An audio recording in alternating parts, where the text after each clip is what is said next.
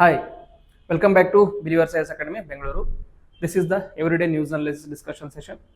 Today we will be discussing some 5 to 6 articles from various newspapers such as the Hindu, Indian Express, Times of India, Down to Earth, and PIB. So without any delay, we start the discussion.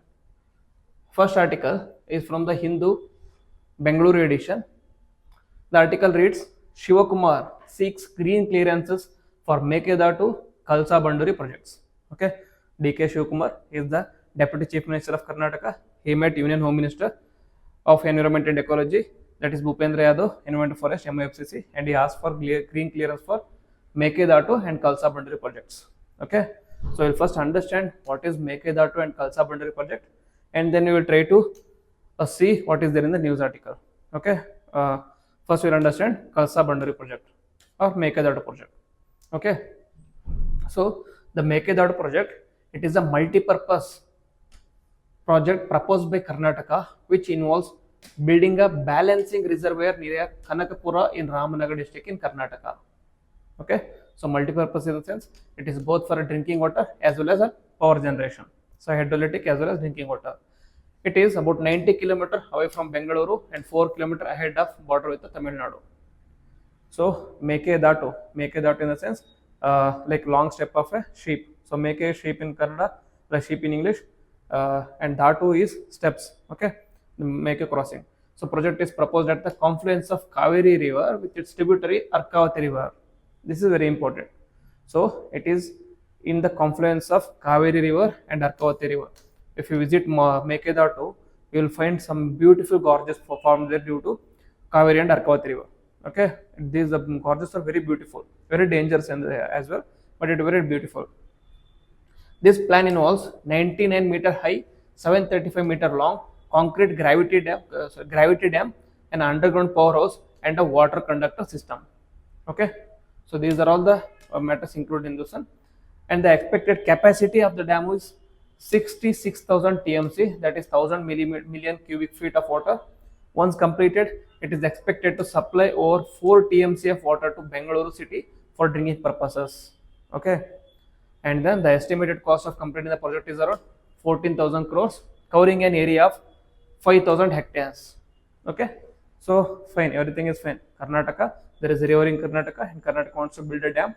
Karnataka wants to build a dam for various drinking purposes and also power generation. Then what is the issue here? Okay, so you should have an idea about interstate rivers. Interstate rivers are the rivers which have origin in one state and have a basin in another state. Okay, the same case is here.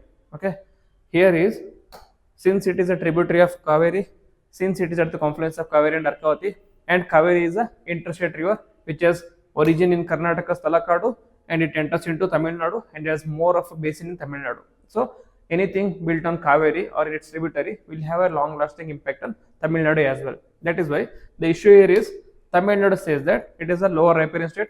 Lower riparian state in the lower riparian state is a state which is present at the lower end of the river basin. Okay, has claimed that the project is against the interest of state's water requirements. Okay, anyway, and anywhere where any project is there on the Kaveri river, Tamil Nadu has an issue with it because it is highly dependent on Kaveri waters. And Tamil Nadu says Mekedatu area represents last free point in Karnataka from where Kaveri water flows unrestricted to Tamil Nadu. And the Mekedatu project is an attempt at by the Karnataka to lock this free flow of water. Okay, so the lower riparian state has to give its non-objection for any project that comes upon Kaveri as per the Kaveri Tribunal and Supreme Court order. So the project is held now because they are expecting a no objection by the Tamil Nadu government. Okay, which they are not providing. And there was another issue that this project was being built on Kaveri Sanctuary. Okay, Kaveri Sanctuary, and there are environmental implications of this also. So therefore these projects have been put on the hold by Supreme Court as well as tribunals. This is Mekedatu. So if this is Karnataka, okay, this project is here, Karnataka and Tamil Nadu, and exactly at the opposite end. Okay, exactly at the opposite end, there is another dispute that is called as Kalsa Banduri project. Okay, second one is Khalsa Banduri Nala project. So what is this Khalsa Banduri Nala project? It is undertaken by the government of Karnataka to improve drinking water supply to the three districts of Belagavi, Dharwad and Gadag. Okay, so this is Karnataka, this is Belagavi, Dharwad and Gadag. These are the three districts which were aimed at providing drinking water through this Khalsa Banduri Nala project. Okay, it involves building across Khalsa and Banduri. What are these? Khalsa and Banduris are tributaries of main river, that is Mahadayi river. Okay, which is called as Mahadayi in Karnataka and it is called as Mandovi in Goa. Okay, divert water into the Malaprabha river, which is a tributary of Krishna river. So they wanted to divert water from Khalsa and Banduri, which are the two tributaries, from those tributaries into another river, that is Malaprabha river, which itself is a tributary of Krishna river. Okay, don't get confused. Khalsa and Banduri are tributaries of Mahadayi in its natural course, but the project wants to convert some of the water through canals to the Mahadayi river. Okay, sorry, Malaprabha river. So from Malaprabha river, it is aimed at helping the surrounding districts. Okay, Malaprabha river supplies the drinking water to Dharwad, Belagavi and Gadag districts. Since this region, okay, this region is water deficit region. Okay, this region is in Maidan region of Karnataka. There are two regions in Karnataka geographically. One is Malnad region, another is Maidan region. Malnad region is obviously green in nature and with this, blessed with rich support of water, blessed with rich resources of rivers. Whereas Maidan region, it is a plain region and it is mostly in the rain shadow river of Western Ghats. Therefore, it is always having crisis with the water. So this project aims to provide water services to these rain deficient areas. Okay, so the issue here is okay, Khalsa Banduri project history is it was started in way back in 1989. Plan was way back in 1989, but the objection here was raised by Goa because Mahadayi is a interstate river between Karnataka, Maharashtra and Goa. Okay, Karnataka is the upper riparian state, whereas Goa is the lower riparian state, and the tributaries are present in Karnataka, but they will have an implication on Goa, so obviously Goa is an issue, similar to what Tamil Nadu is doing with Kaveri and its tributary. So Mahadayi Water Dispute Tribunal was set up in 2010. Goa, Karnataka and Maharashtra are party to the tribunal. Similar to Kaveri Tribunal, Mahadayi Tribunal has been set up. So issue is, if you go into the history of this issue, like initially this project was mooted by Manohar Parrikar, who was a Prime Minister of Goa, he urged center, urging the access to the available resources in the river and allocate water to the three basin states, Goa, Maharashtra and Karnataka. He wanted to go forward with this project, but due to the protest in Goa and also due to the concerns over ecological damage, the project was put on hold by the then government. Okay, and the dispute gained steam in 2006 and Karnataka decided to start work on the project, and there were many disputes in Karnataka. Khalsa Banduri project disputes were very rampant in Karnataka, like protests were rampant in Karnataka, which led to police lathi charges, which led to death of many people in northern states. Okay, Goa then approached Supreme Court seeking for the creation of tribunal, and as a result in 2010 there was a tribunal set up by UPA government, that is Mahadayi Tribunal, Water Tribunal. And then so tribunal, after its settlement, it gave a award, that is the tribunal in 2018 awarded 13.42 TMC water from Mahadayi river basin to Karnataka, 1.33 to Maharashtra and 24 TMC to Goa. In Karnataka share, 5.5 TMC was to meet drinking water needs and 8.2 TMC was for the hydroelectric generation. Of the 5.5 TMC, 3.8 was to be diverted to Malaprabha basin through Khalsa Banduri canals. This was notified by the central government in February 2020. Okay, so now you can ask, okay, issues have been solved here, like a tribunal has awarded 3.8 to be diverted to Malaprabha. Then what is the issue here? Issue here is, after the tribunal award, Goa they didn't sit quiet. They went to Supreme Court again. This is unfair to us. We are the lower riparian state. We are not only our water, not only our drinking purposes are dependent on that Mahadayi river, but also our tourism department is also dependent on Mahadayi river, Mandavi river. So we need more share of water. When do we object to this canal construction in Karnataka? They said that they challenged the filed a special leave petition in Supreme Court in July 2019, challenging the quantum of allocation. Subsequently, in October 20, it filed a contempt of petition before the Supreme Court accusing Karnataka of illegally diverting water from the Mahadaya basin. So civil appeals were appealed filed by the Maharashtra over this dispute. Okay, so all the three states are disputing over this one. So neighboring states of Karnataka, they don't want to help Karnataka in the sense that they don't want the river basins to be diverted to Karnataka or other rivers of Karnataka. So our brief discussion about Mahadai river.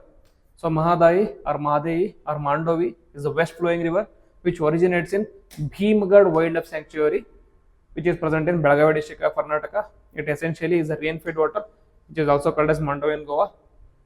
It is joined by number of streams from Mandovi, which is one of the major two rivers. The other one is Zuari river, which flows through Goa.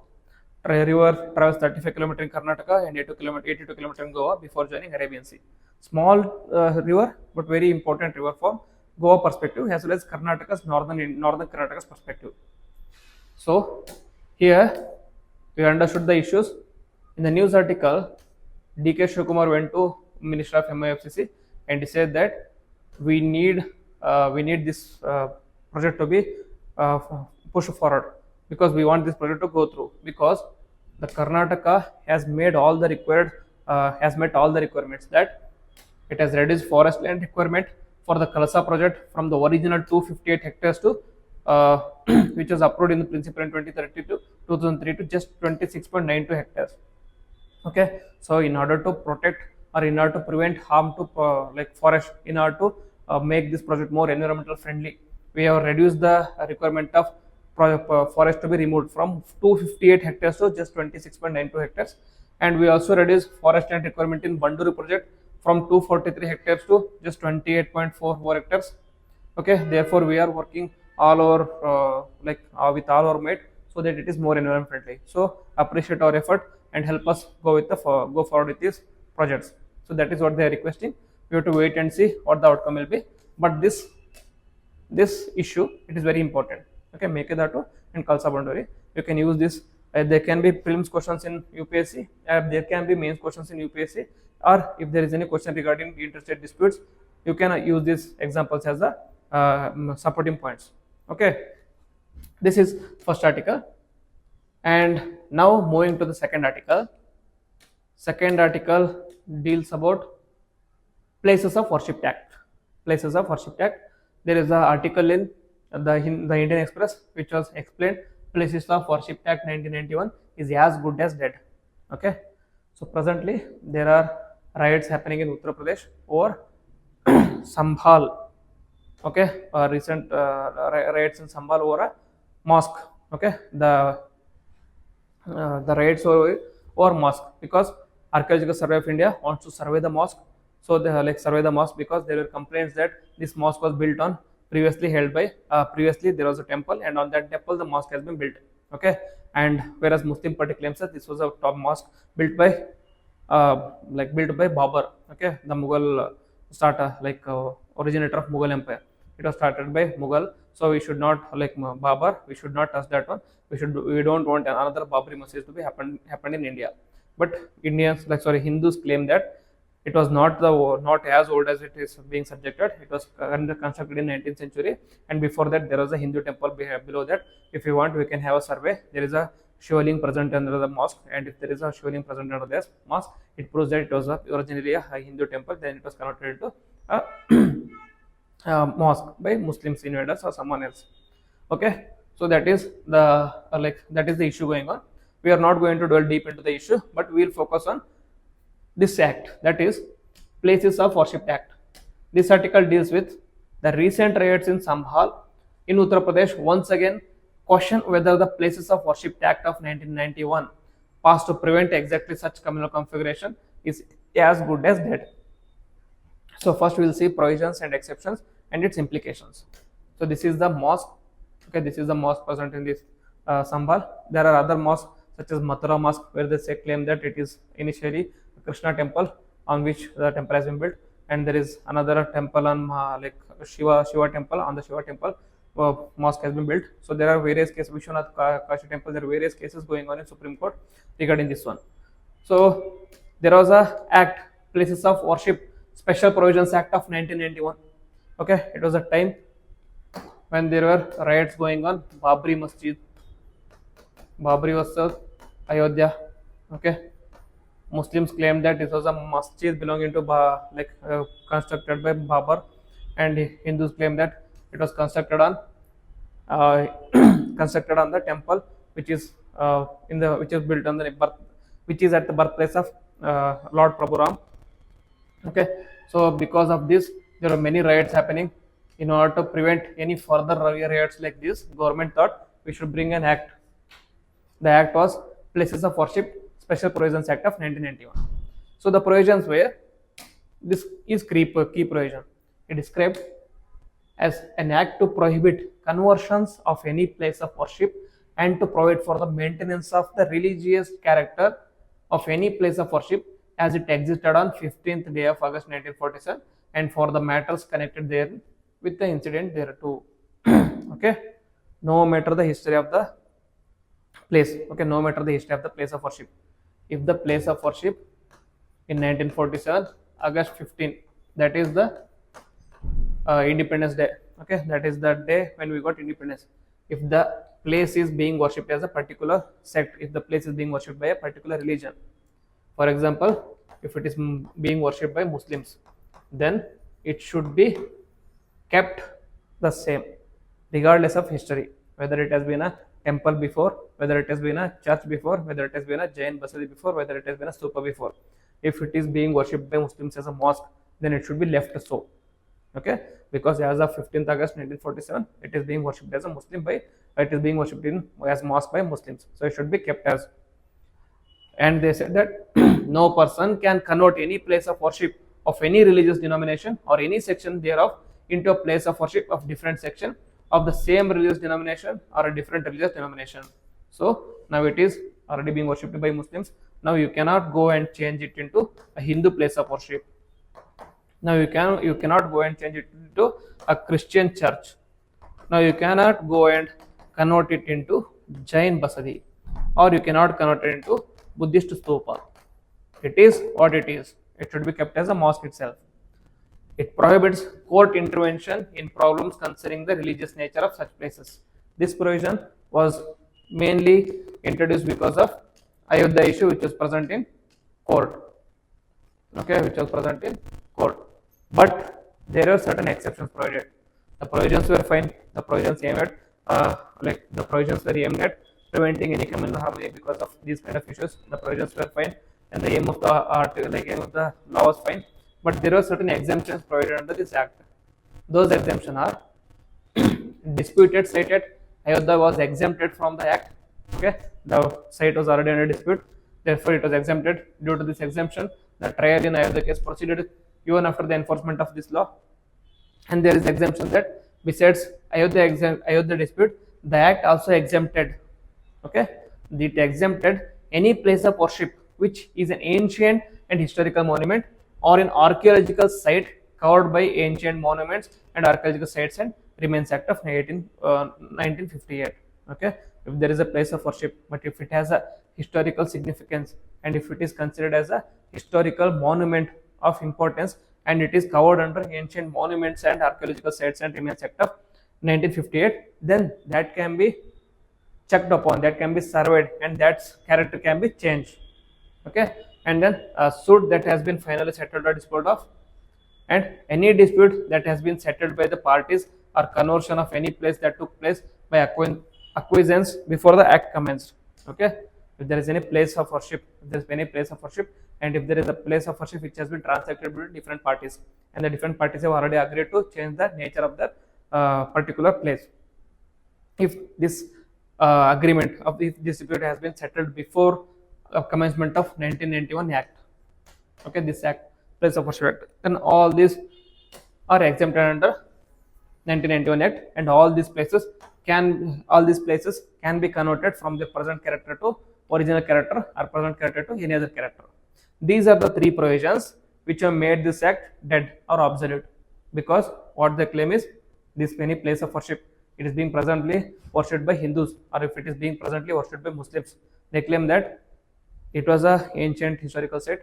There are ancient monuments which are of national importance, so you should go survey you should go survey and you should check them in the, you should keep them in the Archaeological Survey of India. If you keep them in the Archaeological Survey of India, then there is chance that you can convert back into original state. So these are the provisions which have resulted in act becoming obsolete. Okay, this is about Places of Worship Act of 1991. And the third article, it was in PIB, Press Information Bureau. It talks about International Pathogen Surveillance Network. Okay, so International Pathogen Surveillance Network was recently announced the first round of grants towards understanding disease threat. So understand what is this. So this is International Pathogen Surveillance Network, which is a World Health Organization hosted network or its initiative. So IPSN is a public health network to prevent and detect infectious diseases threats before they become epidemics or pandemics. Okay, what are pathogens? Pathogens are any microbes which have capacity to convert into diseases. Okay, not all the microbes are bad or harmful. Some microbes are the microbes which have the capacity to transmit a disease, which have the capacity to transmit a disorder, are called as pathogens. For example, HIV/AIDS, that is a microbe which has the capacity to transmit the disease called as AIDS, that is what is called as pathogen. Or malaria, or dengue virus, etc., etc. So aim here is to prevent and detect the infectious disease. We have to prevent and detect and prevent it before it becomes pandemic or epidemic. For example, COVID-19, it was initially detected in China. Okay, Wuhan region of China. Initially, it was not properly detected, it was not prevented. It resulted in becoming a pandemic, which spread to whole world. So, in order to prevent these things, this surveillance has been established.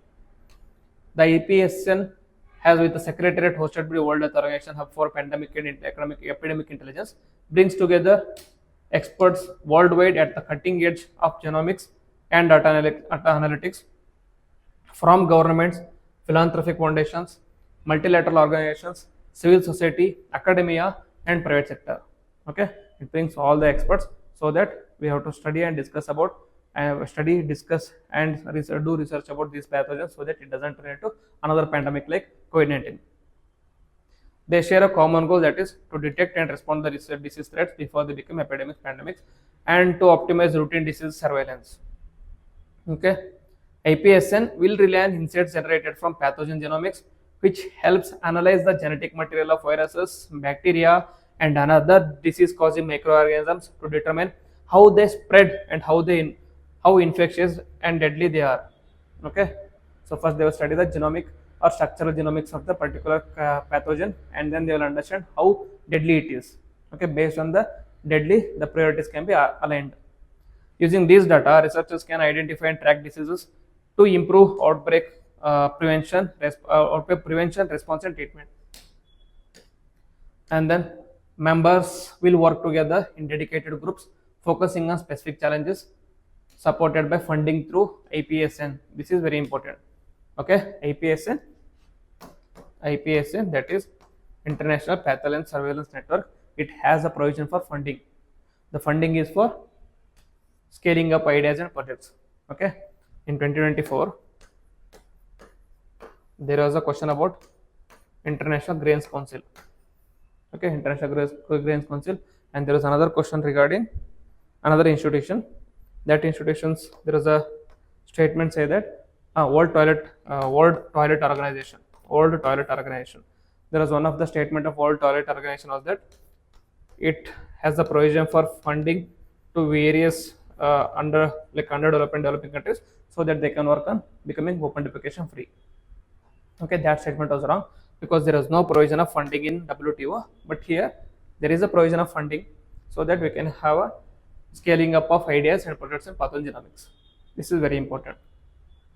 And then by strengthening pathogenomic surveillance ecosystem, IPSN enables faster detection of new pathogens and enhanced tracking of the spread and evolution of diseases. So this is about IPSN. IPSN is basically International Pathogen Surveillance Network. It is a World Health Organization initiative, and it focuses to study the pathogens before they convert into epidemics or pandemics, Okay, it provides funding also. These three things to be remembered here. And then about Project Cheetah. So there was an article in the Hindu. It said that two cubs born to African cheetah in Pune found dead. Okay, so we'll understand what is Africa Project Cheetah, and then we'll understand Palpur Kuno National Park. Then we'll understand the success, etc. So Project Cheetah, it is the world's first intercontinental large wildlife carnivore project, translocation project. Okay, this is very important. World's first intercontinental large carnivore translocation project. Okay, first intercontinental sense in the sense the cheetahs being introduced in India come from Namibia, which is in Africa, and we in India we come from Asia. So two different continents. Okay, the project aimed at reintroduction of cheetahs in the country, which had become extinct in 1950s in the country. Okay, it is not like India didn't have any cheetahs in the beginning. India was the only country which hosted lions, tigers, leopards, snow leopard, clouded leopard, and cheetahs. All these together, all of the big cats were present in India naturally. But over the period of time, because of the poaching, because of hunting, and because of loss of habitat, the population of the cheetahs started diminishing, because cheetahs are smaller compared to other big cats, because cheetahs focus on larger areas, because they focus on their speed rather than the strength, because they have less stealth abilities compared to leopard, because they have less strength compared to tiger, because they live in a single solitude compared to lions, they were washed away easily. And initially during Mughal period, cheetahs are also called as spotted dogs. Okay, spotted dogs because of the spots present on their faces and body. These were used as a hunting dogs. Okay, these were used for hunting also, and another original hunting dogs were also used to hunt the cheetahs. And in those days, all the kings and queens, etc., Britishers were involved in hunting. Okay, they used to do the trophy hunting. As a result, over the period of time, the cheetahs went extinct in India. The last of cheetah which went extinct in India was present in Chhattisgarh. Okay, last three cheetahs of India, last three wild cheetahs of India, those are Asiatic cheetah. Okay, were killed by a king in Chhattisgarh. Some king was there in Chhattisgarh. He hunted those down. So last three naturally present cheetahs were killed by a king, which resulted in extinction of cheetahs completely in India. After that, there have been many attempts by India to bring cheetahs into India. So initially, attempts were made with Iran in 1980s. India wanted to bring back Asiatic cheetahs back to India in exchange for Asiatic lion in Iran. Okay, but the Iran were not able to continue with the project, and it resulted in that there was no outcome of the project. And then in again 2010s, there was a discussion with Iran on bringing Asiatic cheetahs. Iran said no again, and Iran also denied cloning of Asiatic cheetahs. Okay, so that is why Asiatic cheetahs were not able to bring in India. So since then, India, instead of focusing on Asiatic cheetahs from Iran, they shifted their focus towards African cheetahs, which are present in Africa. Initially, there was agreement with South Africa. South Africa came and evaluated. Our experts from South Africa came and evaluated important destinations in India, such as Palpur Kuno National Park and other national parks, where there is habitat similar to savanna grasslands. So finally, Palpur National Park, because of its savanna habitat, was chosen as a destination to bring back cheetahs. And initially, 8 cheetahs were relocated from Namibia, and after that, in batches, many cheetahs were relocated from different countries. Okay, so that is Project Cheetah's history. So the Cheetah Reintroduction Project in India informally commenced in September 2022 to restore the population of cheetahs which were declared extinct in the country in 1952. Project involves translocation of cheetahs from South Africa and Namibia to Kuno Palpur National Park in Madhya Pradesh. The project is being implemented by National Tiger Conservation Authority in collaboration with Madhya Pradesh Forest Department, Wildlife Institute of India, and cheetah experts from Namibia and South Africa. Okay. So about cheetah. So common name is cheetah. Scientific name is Acinonyx jubatus. Acinonyx jubatus is African cheetah. Acinonyx jubatus venaticus is the Asiatic cheetah. There are two subspecies in this one. So reintroduction of cheetahs. Action plan was for the introduction of cheetahs in India was released by MUFCC at the 19th meeting of NTCA. Such plan was first proposed in 2009. In September 22, 8 cheetahs landed in India. 8 cheetahs have been relocated to Palpur Kunashapar. So, in a distinction between African and Asian cheetah, African cheetahs IUCN status is vulnerable, whereas Asian cheetahs vulnerable status is critically endangered. Okay, those are some 30, 40, only 30 or 40 Asiatic cheetahs present, and only in Iran. And like Asiatic cheetahs, they are slightly brownish and golden skin, thicker than Asiatic cheetahs, whereas Asiatic cheetahs slightly smaller than the African ones, pale yellowish fawn, colored skin, more fur under the body, belly specifically. Okay, African cheetah have more prominent spots and lines on the face, found all over the African continent. These are found only in Iran now. The country claims there are at least 12 of them left. Year 1522, 1952, last Asiatic cheetah of India was declared extinct. So this is about cheetahs. Okay, so other facts about cheetah is that it is the fastest land animal and are considered crepuscular hunter, meaning they hunt at sunrise and sunset. Okay, it is very important. Crepuscular hunters. And cheetah females have a gestation period of 92 to 95 days and will give birth to a litter of approximately 3 to 5 cubs. So this is about project cheetah, and presently 2 have died. The reason is not unknown. Reason is not yet known. The study have been going on, but we can say project cheetah has been a success, because from 8 presently there are 24 cheetahs in India, including the cubs and old ones. So their growth is being monitored continuously. Then what is resolution 1701? Okay, what is UNSC resolution 1071? So there is an article in Hindu, that is welcome agreement, India on Israel Hezbollah ceasefire. Okay, India and Israel and Hezbollah have concluded a ceasefire between the both groups of the countries, and it has been welcomed by most of the countries, and it was done under the UNSC resolution 1701. So you'll understand what is 1701 resolution. Israel and Lebanon agreed to a ceasefire after 13 months of rising conflict, though it is linked to the UN resolution 1701, which has not been fully implemented. So we'll understand what is 1701. Okay, 1701, it was passed in August 11, 2006, following a 34-day war between Israel and Hezbollah. It was aimed to end hostilities, ensure the security of Israel and Lebanon, and establish long-term peace along the Israel and Lebanon border. Also designed to prevent Hezbollah from using southern Lebanon as a base for military operations against Israel. So basically, whatever the ceasefire have been made by Israel and Hezbollah now, this was already initiated in UN resolution 1701. Key provisions and objectives: ceasefire of hostilities, which aimed at halting the conflict between Hezbollah and Israel, and then disarmament of armed groups, called for the disarmament of Hezbollah and all other armed groups in Lebanon, leaving only the Lebanese state with the weapons authority. Israel withdrawal, mandated Israel's full withdrawal from the southern Lebanon, which had been occupied since 1982 Lebanon war. And then Lebanese forces deployment directed the Lebanese government to deploy its army in southern Lebanon to ensure peace and prevent Hezbollah's rearmament.